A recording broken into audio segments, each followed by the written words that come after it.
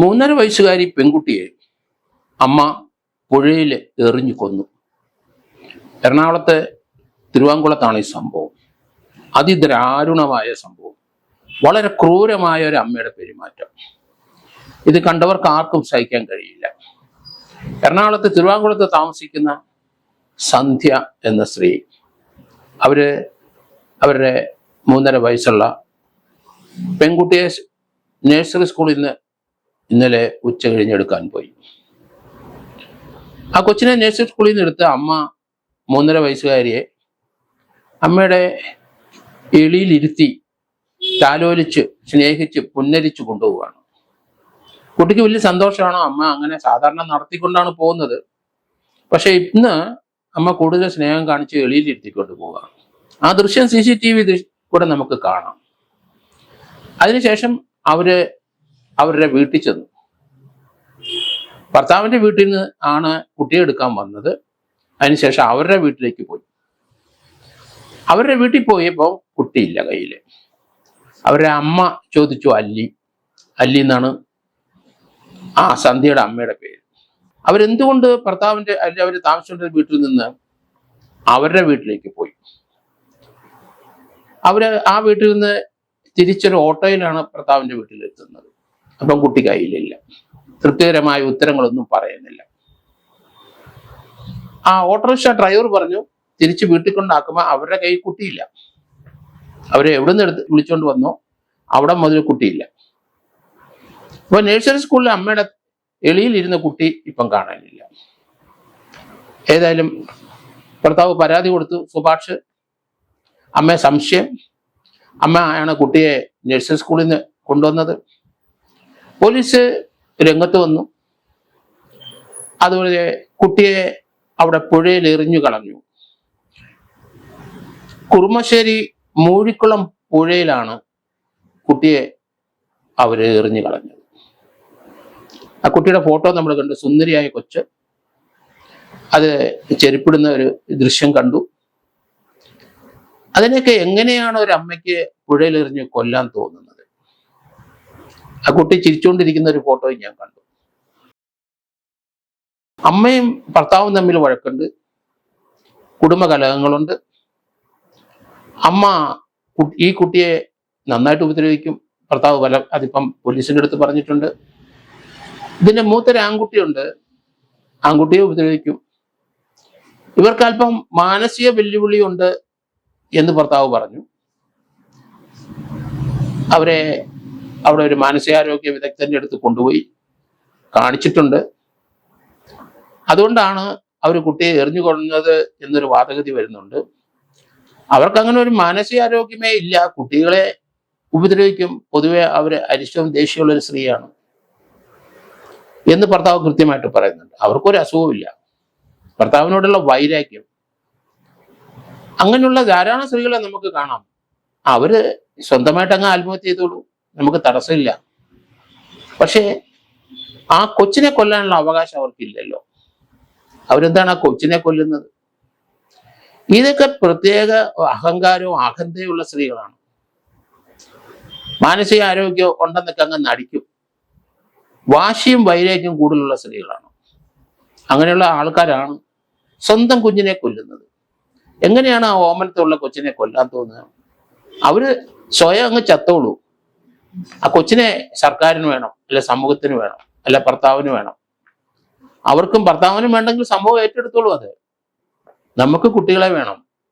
അത് സർക്കാർ നോക്കാനുള്ള സംവിധാനം, അതിൻ്റെ ഫിനാൻസ് ഒക്കെ അലോട്ട്മെന്റ് വരുന്നതാണ്. നമ്മുടെ ശക്തിയും സ്ട്രെങ്തും നമ്മുടെ കുട്ടികളാണ്, അല്ലെ നമ്മുടെ ജനങ്ങളാണ്. 140 കോടി ജനങ്ങൾ ഇന്ത്യയിലുണ്ട്. 3.5 കോടി ജനങ്ങൾ കേരളത്തിലുണ്ട്, മലയാളികൾ. കുട്ടികളെ നഴ്സറി സ്കൂളിലും നമുക്കറിയാം 1-ാം ക്ലാസ്സിലൊക്കെ കുട്ടികൾ കുറഞ്ഞുകൊണ്ടിരിക്കുന്ന കാലഘട്ടമാണ്.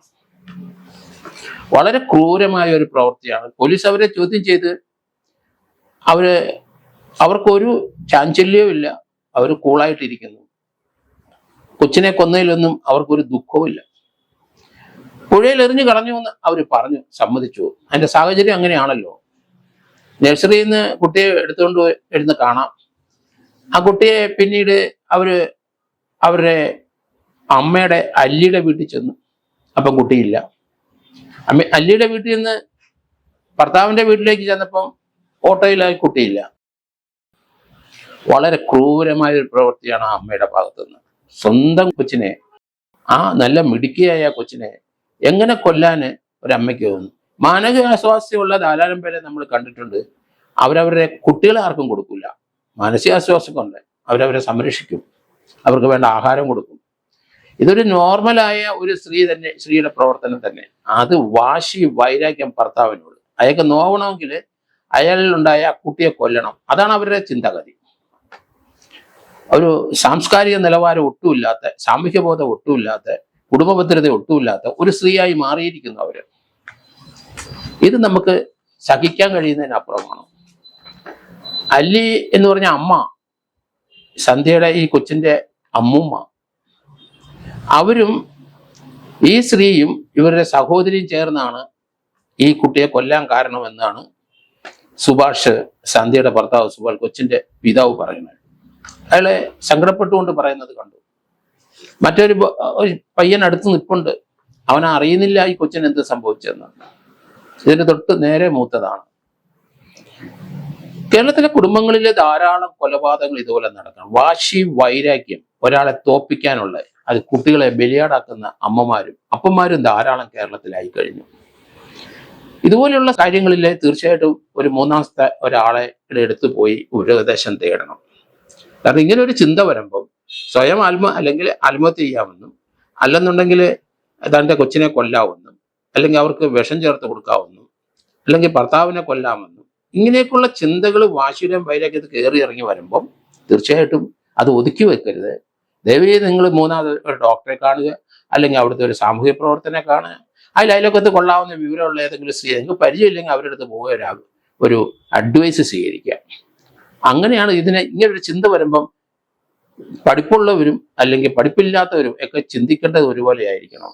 വേറൊരാളുടെ സഹായം ചെയ്ത് എന്ത് ചെയ്യണം, എനിക്കിങ്ങനെ മനസ്സിൽ വരികയാണ്, ഞാൻ കൊല്ലും, ഞാൻ കൊലപാതകയാവും, അല്ലെങ്കിൽ ഞാൻ കൊലപാതകനാകും, പിന്നെ ശിഷ്ടജീവിതം മുഴുവൻ ആ ജയിലിൽ തന്നെ കിടക്കേണ്ടി വരും. മറ്റൊന്ന്, ആ കുട്ടി 3.5 വയസ്സുള്ളെങ്കിലും അത് വളർന്നു വലുതായി പ്രായം ചെന്ന് മരിക്കുന്നിടം, അങ്ങനെ ഒരു ചിന്ത, അല്ലെങ്കിൽ ആ കുട്ടി ഒന്നും അറിയാത്ത കുട്ടി, അവർക്ക് ജീവിക്കണ്ടേ? നിങ്ങളെപ്പോലെ അവർക്കും ജീവിക്കണ്ടേ? പക്ഷേ ആ കൊച്ചിനെ എളിയിൽ ഇരുത്തിക്കൊണ്ട് പോയി, സാധാരണ അങ്ങനെ ഇരുത്തിക്കൊണ്ട് പോകാറില്ല നിന്ന് കുട്ടി വളരെ സന്തോഷിച്ചിട്ടുണ്ട്. അമ്മ ഇന്ന് നല്ല സ്നേഹത്തിലാണ്. പക്ഷേ അമ്മയുടെ പ്രവൃത്തി എന്തായിരുന്നു? അവിടെ തടികൾക്കിടയിലെ, ആ പുഴയുടെ അവിടെ തടികൾ കിടപ്പുണ്ടായിരുന്നു. അതിൻ്റെ ഇടയിൽ നിന്നാണ് ആ മൃതദേഹം കിട്ടിയത്. സ്കൂബ ഡൈവേഴ്സ് അവർ രാത്രി മുഴുവൻ അവിടെ കിടന്ന് തപ്പി രാത്രി 1:30-2 മണിയോട് കൂടിയാണ് കുട്ടിയുടെ മൃതദേഹം എടുക്കുന്നത്. കുറുമശ്ശേരി മൂഴിക്കുളം പുഴയിൽ നിന്ന് തടികൾക്കിടയിൽ ഒരു വലിയ തൂണ് നിപ്പുണ്ട്. ആ തൂണിന്റെ അടിയിൽ നിന്ന് തന്നെയാണ് കിട്ടിയത്. അവര് പാലത്തിൽ നിന്ന് വലിച്ചെറിഞ്ഞു എന്നാണ് പറയുന്നത്.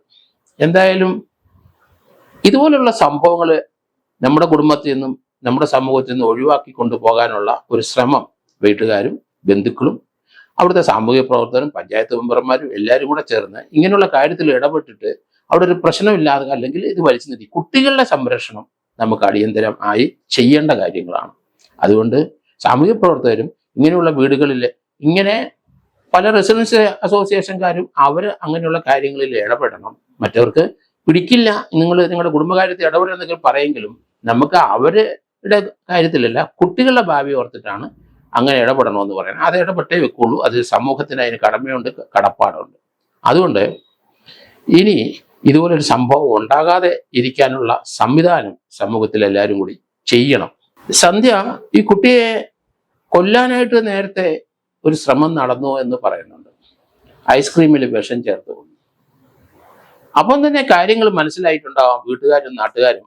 അങ്ങനെയുള്ള സന്ദർഭം പിന്നെ ആ കുട്ടിയെ അവരിൽ നിന്ന് മാറ്റി താമസിപ്പിക്കുകയും മാറ്റി വളർത്തുകയാണ് ചെയ്യേണ്ടത്. അങ്ങനെ ഒരു ബോൾഡായിട്ട് ഒരു തീരുമാനം എടുക്കണം. അതിനകത്ത് ആ കുടുംബ ബന്ധങ്ങൾ, അവർ തമ്മിലുള്ള സ്നേഹം, കുട്ടിയും അമ്മയായിട്ടുള്ള ബന്ധങ്ങൾ, അതൊന്നും നമ്മൾ നോക്കരുത്. ജീവൻ നഷ്ടപ്പെടുന്ന പ്രവൃത്തിയാണ്. അപ്പോൾ അങ്ങനെ ഒരു അറ്റംപ്റ്റ് ഉണ്ടായിട്ടുണ്ട് എന്ന് പറയുന്നു. അതുകൊണ്ട് ഇതുപോലെയുള്ള പല വീടുകളിലും അറ്റംപ്റ്റുകൾ പലയിടത്തുണ്ടാവും. അതിനകത്ത് ഇന്റർഫിയർ ചെയ്യണം. അതിനുശേഷം ആ ഒരു ജീവൻ നമുക്ക് രക്ഷപ്പെടുത്താൻ പറ്റും. നമ്മുടെ സമൂഹത്തിൽ ആ കുട്ടി വളർത്താൻ നമുക്ക് സാധിക്കും.